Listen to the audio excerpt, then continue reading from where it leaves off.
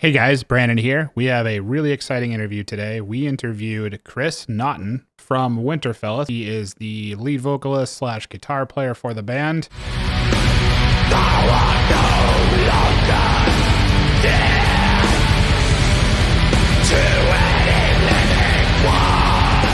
Super interesting interview today. We talked about the creation of the new album, The Reckoning Dawn, which just came out and it's available now. Really awesome album. You guys should check it out. We talk about the making of the album, how they approach songwriting, also some of the approaches to some of their older tunes, and just a really great conversation about, the honesty of this band and what they're inspired by. They have some really awesome stuff on YouTube right now. We talk about some of the different singles that are available, some of the older tunes, such as Latch to a Grave.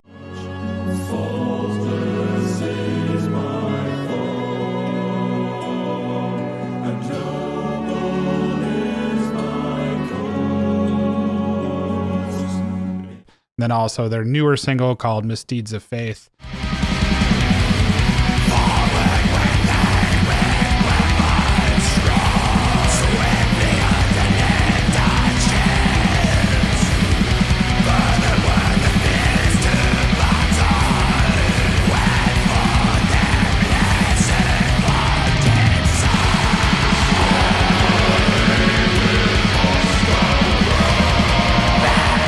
This album is vicious as hell. It's some of their best work to date. Check it out. Give the band some support. Let us know what you think in the comments. And don't forget to subscribe, like, and share. Without further ado, here's our interview with Chris from Winterfylleth. The masters of British atmospheric black metal are back with their exciting new album, The Reckoning Dawn, out on May 8th on Candlelight Records. They started back in 2006 and have released 6 full-length studio records, with this new one about to be their 7th. We absolutely love this band and have been listening to them and influenced by them for years now. We have here today with us Chris Naughton, one of the founding members of legendary English black metal band Winterfylleth. Chris, how are you doing, buddy? Good, thank you. Very well. Great. Glad to hear it. So, Chris, one of my favorite things about the band is the love for ancient British history and Anglo-Saxon literature. What in particular about these subjects is so inspiring for the band? Is there some specific tale in mind that encapsulates what your band's about?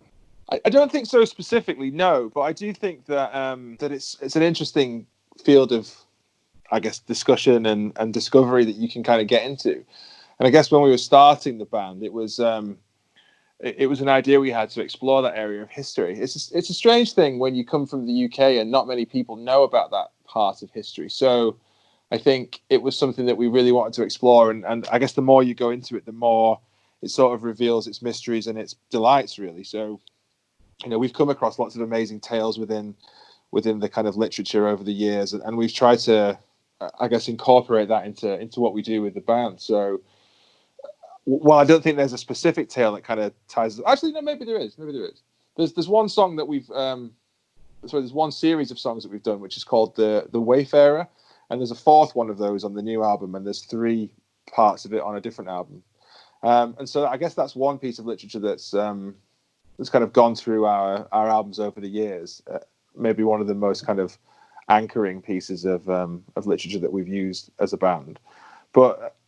Not necessarily specifically really a specific piece, but we've kind of used that old literature to I guess relate it to the modern world in some ways and talk about how the struggles of now were the struggles of then. And even though we're more technologically advanced in the modern era, the things that people have gone through and the battles that they fought and the disagreements that they've had and all those kinds of things existed in different guise back then. And it's funny how even though we think we're more evolved now, actually not a lot has changed, and you can relate a lot of those old stories and those struggles to some of the things we see going on in the world now. So I guess it was more around those kind of things, and also bringing in ideas of nature and landscapes and the natural world into that as well. Yeah, and that leads into my next question. And that's really cool that your band's about that, because I'm also inspired by that stuff when it comes to a lot of the things that I do. Like, I love folklore. It's one of the coolest things. Stories are timeless and you can learn from them. So it's cool that your band brings that in. The next question we have is, landscapes are a massive piece of that visual component of the band, and we're curious about some of the locations that the band finds to be important and inspiring.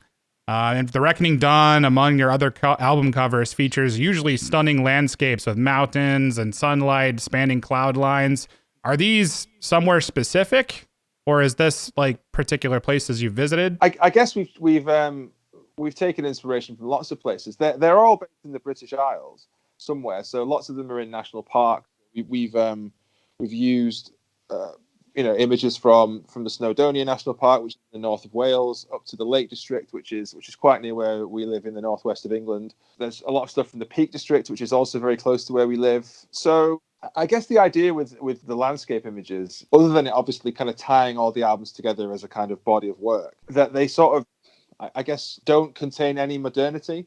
So there's no, I guess, like roads or or buildings or people or anything like that in them, and only the first album really has a castle and a building on it, and even that's a very, very ancient kind of Norman hill fort. And that is something we kind of wanted to have in the covers, for it sort of to represent the timelessness of nature. And even though it's not saying these things, I guess in our heads it was kind of about reminding people that there's beauty in nature, and that if we didn't have nature, then a lot of us would be in trouble. And I think that we sort of take nature for granted, and we live our lives busily kind of driving to work and consuming things as we do, and never really kind of have a second thought for nature. So it was to sort of put those things at the front of people's minds, and I guess we've continued that theme because it ties in with who we are and the kind of the ancient histories, and I guess it harkens back to a more ancient world with less of the modern influence kind of polluting it, I suppose. Wow, that's awesome. Yeah, I think that's a really cool thing about black metal in general that can do that. It's cool that you guys explore that over such a long period of time. The production of On the Reckoning Dawn, as well as other Winterfylleth albums, boasts an organic but still extremely powerful and clear sound. A lot of atmospheric black metal bands kind of go more for the raw, noisy landscape. These seem to favor more clarity versus that latter style. What's the particular reason for this, and do you have any specific gear or equipment that you like to use for your recordings and live sound? I guess the reason that we go for a bit more production is that it's not the only way to create atmosphere. I think to have it raw and kind of necro sounding, maybe. I don't know, obviously black metal started to an extent with this idea that things need to be kind of quite necro sounding and lo-fi, and obviously there was a much more nihilistic approach to the music back then. And I guess the idea in those early days was to sort of try and hear through that and kind of pick out the melody and pick out the sort of ideas in the song through that wall of evilness almost. And I guess for us as a band who come from, I don't know, 30 years later since those, or more, since those early albums were made, and from the UK and not from Scandinavia, it in some ways it didn't really make sense for me to try and do that kind of thing with our band.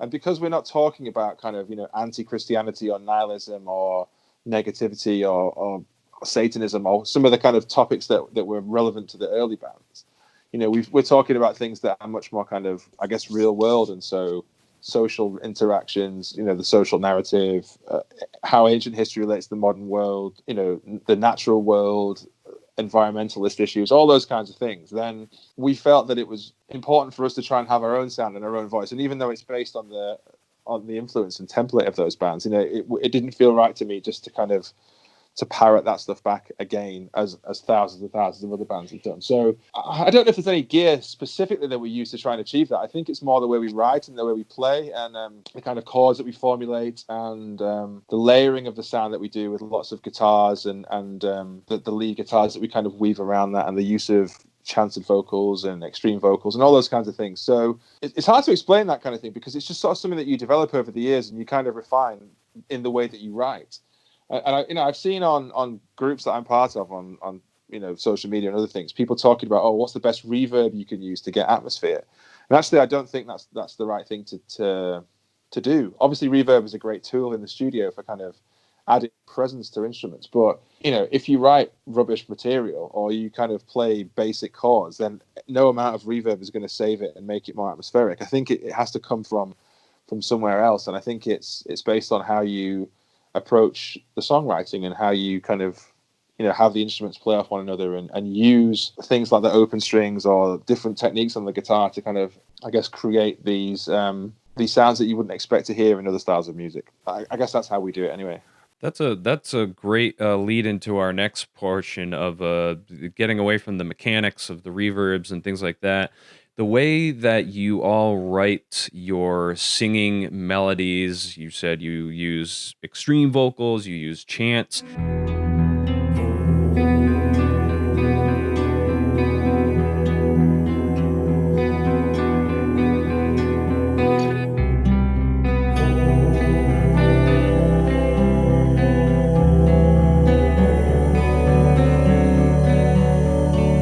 Everyone in the band really has a powerful singing voice. So, how do you approach writing your songs while keeping in mind that you all have great singing voices? Do you kind of write the music first, or how do you include the vocals into the overall songwriting process? I guess it's different for every band, but for us, the music always comes first. So vocals, although they're important to me, and lyrics, I think, are very important to me. I've always felt that it's easier to put lyrics over existing songs than it is to write songs around existing sets of lyrics. And I think some bands do it that way, and I think it can be detrimental to songwriting. But obviously, that's only my opinion. But I find it easier to have a broad concept for what the album is. So to generally come up with a title before we kind of embark on the album, so we know what the broad themes are going to be, and then aim some of the music writing at some of the kind of emotions that you want to put across or some of the points that you're trying to make, and then build lyrics and stuff around that. And I guess with the chanted vocals, obviously it's something that's become quite an important part of the Winterfylleth sound, but it was always something that we wanted to put in place of using keyboards.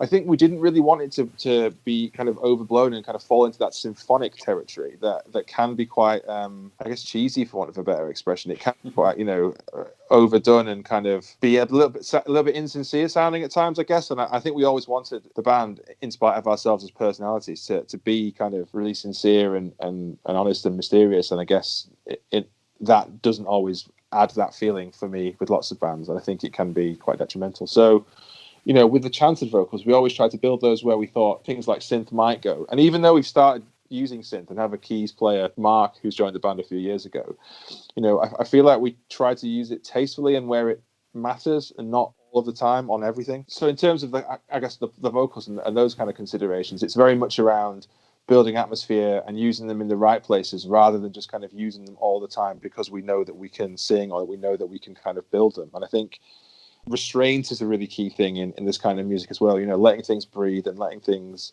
evolve naturally and layering them up over time and kind of bringing the listener on a journey with you. That's such a great insight to the band because I really do. The sincerity comes off from the music so well, and we love that you use the word restraint as well because clearly you all have a lot of talent with your musical abilities, with your vocal abilities, but I think, as you said, there's something to be said kind of in between the notes and letting things breathe. So I really appreciate that answer a lot, man. That's fantastic.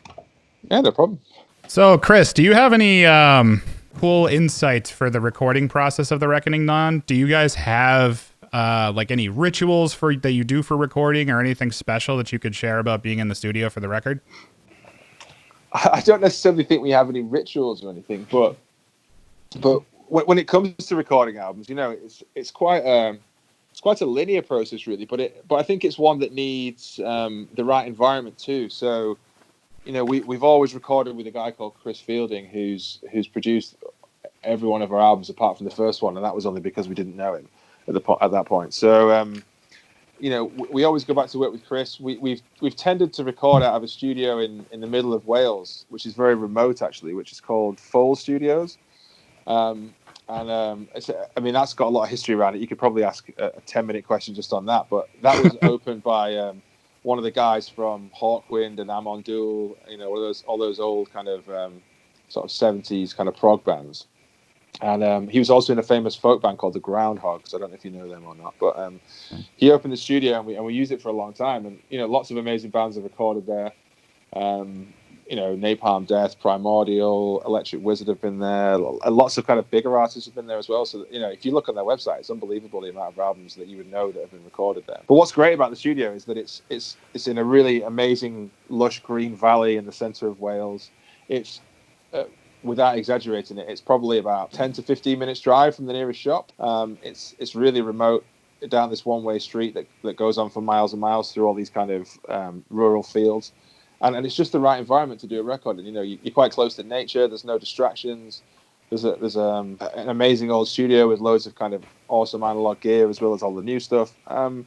So in terms of like rituals and anything, I don't necessarily think we have any, but we're always organized when we go into the studio. So we've always done all the kind of pre-production at home. So almost everything is recorded at our home studio and demoed and kind of critiqued and self-edited as best we can over the years before going into the studio. And then when we go into the studio, it's just a case of kind of whoever can record it best, kind of putting those bits down and I guess supporting each other in our performances and making sure that it's the right environment for getting the best out of everybody. There's no pressure, it's relaxed. It's a place where we've come to create something that we hope is amazing, not to kind of get on each other's nerves because we can't quite play it right or something. So I guess working with someone like Chris, who we've got a lot of history with, makes the process comfortable and means that we can get the best out of each other, and he knows how to do that as well, given that he's been there with us along this whole journey. So lots of bands think that maybe going to a different producer every time kind of keeps it fresh, and maybe that's true to some extent, but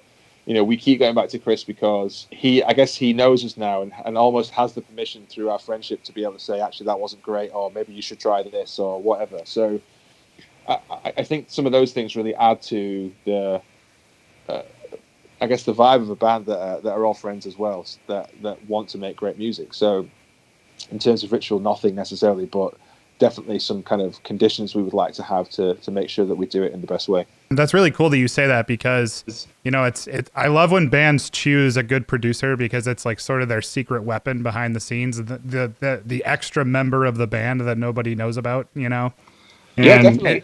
It's cool that I love when bands find somebody to trust like that, because that outside perspective that knows the band so well from the outside is super important to making a special record.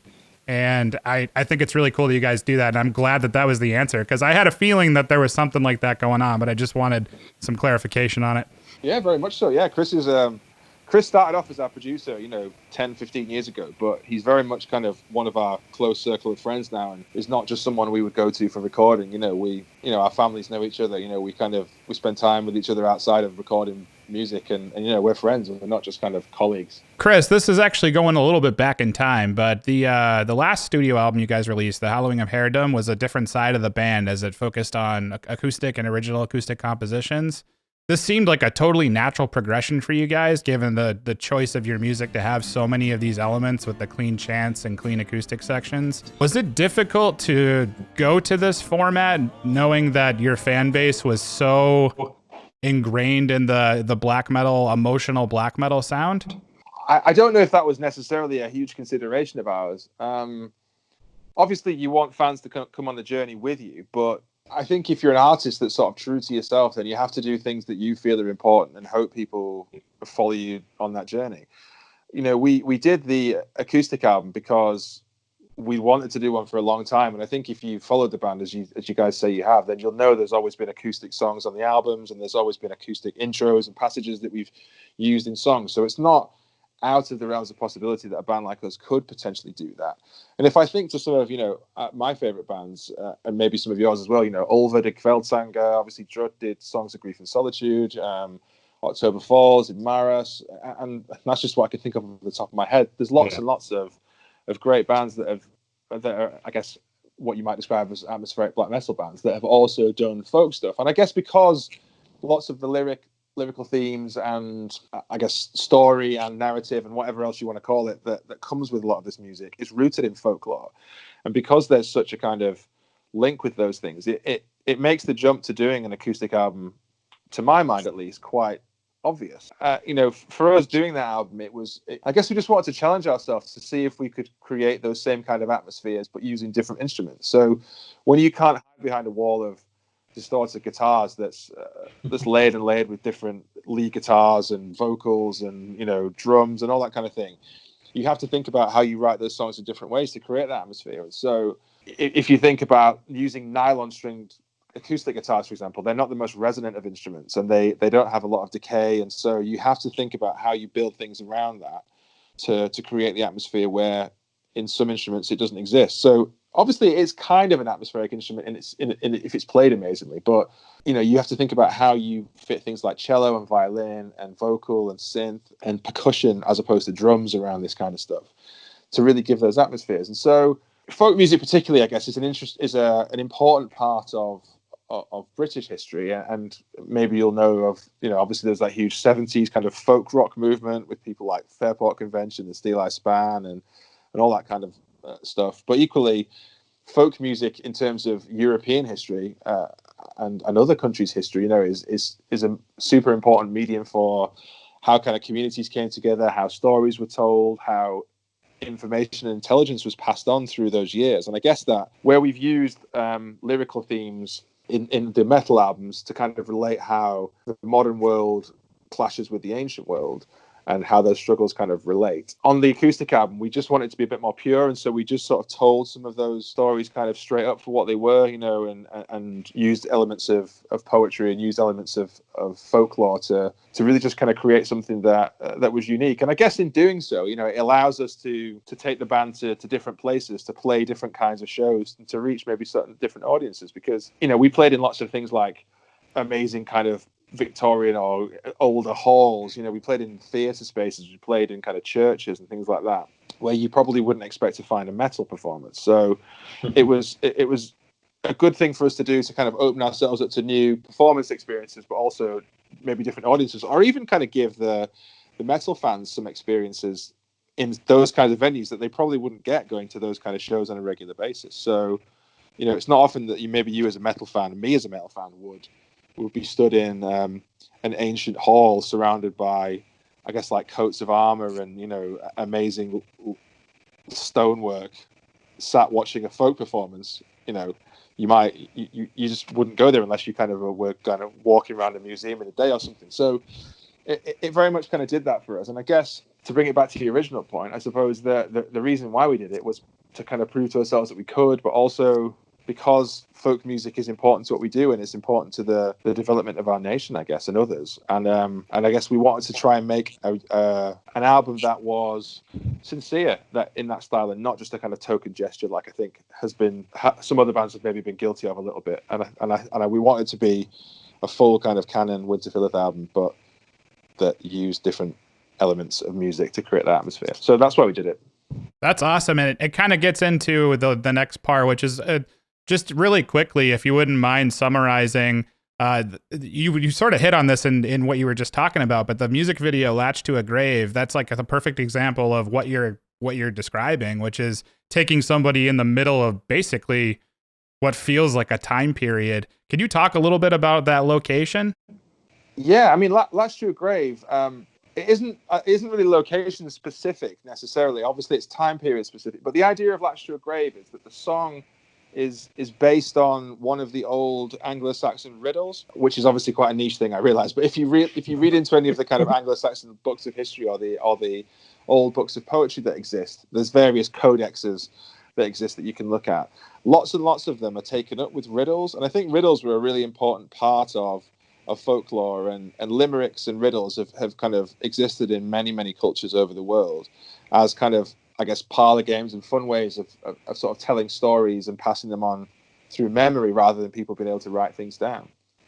So "Latched to a Grave" is based on a riddle, and if you read the lyric, it kind of talks about all these different elements of like clues almost, and what you're supposed to deduce from the end of it is that the riddle is talking about a sword. It's saying I am at a kind of king's right hand, a queen uses me to kind of knight people, it's the kind of foil to the writer's pen and all this sort of stuff. The pen is mightier than sword and all that sort of stuff. And so it goes through all these different different sort of clues, and then the last line is missing from the song, which essentially in the riddle would say, "What am I?" or "Who am I?" And I guess the idea was that it sort of pays reverence to that old way of storytelling. And so the video used our friends who have this reenactment society or group, whatever you want to call them, called the Thanes of Mercia, who are really kind of into the whole history of it and have very kind of period specific and accurate representations of all the costumes and swords and things. And so we got them to do some reenactment and I guess have a bit more of a narrative in the video around that story. And it really connected with those guys. And if you kind of care to dig into it, you'll see that a lot of the guys who were part of that, who maybe didn't know Winterfylleth personally, just only knew of us as a band, were really kind of into the fact that they were part of that, and that it was almost someone kind of putting music to the sentiment they wanted to put across in the reenactment that they do. And I guess lots of the time people maybe from the outside look at reenactors and have a dull view of them, or sort of don't understand why they do it, or think it's kind of a bit cheesy or something. But actually, when you meet people like that who are really into the craftsmanship and the lore of it all, then it comes across really sincerely. And so I think the two things combined created a great video and tell that story really well. Yeah, absolutely did. You guys nailed it. And that's sort of why I wanted to ask that question, because it's a different side of you guys that you completely knocked out of the park, in as well as being on top of the black metal side. And I just wanted to give some credit to that and appreciate it in a different way. So thank you for that. I'm glad it resonated with somebody. Chris, Winterfylleth's image is not typical of a black metal band, as we kind of touched upon earlier. As far as the sound goes, you have that beautiful sort of sentimental, sincere sound coming through your music, and I love that you, as a band as a whole, don't embrace the typical black metal Norwegian motif with corpse paint and axes and things like that. How did you come to the decision to look more like yourself than embracing the typical black metal motif? I guess maybe not to kind of repeat what I said a little bit earlier, but I guess it's because we didn't want to just kind of parrot back traditional black metal. And while we all love that stuff and took a lot of influence from those bands and still to this day love a lot of that stuff and like the aesthetic of that, I don't think that an English band from 30 or 40 years later since those early albums can and should get away with that kind of thing. We're English guys who are not going through the same kind of struggles or had the same kind of perspective as those early bands and the music they were creating and the things they were reacting against. And so it didn't feel right to me because, well, for a start, because we were members of other bands that people knew before we did Winterfylleth, but also, just as people, for us to do that. And I think that when you have that kind of corpse paint, it almost kind of, you almost end up having to play this character that's kind of mysterious that you kind of sit behind to do the music. And while I think that adds a mystery to it, and it certainly works for a lot of it, I think because people knew us or know us, and because we've sort of talked so openly about all these things over the years, it felt strange to me to kind of hide behind a mystique. Because if I was to come across and be like, I am the Dark Lord or something, and then people be like, well, that's just Chris who used to play an Atavist, then it's going to be like, I don't know, it didn't feel like it could come across well for me. So I think we just kind of stayed away from it because of that. But also, I don't think that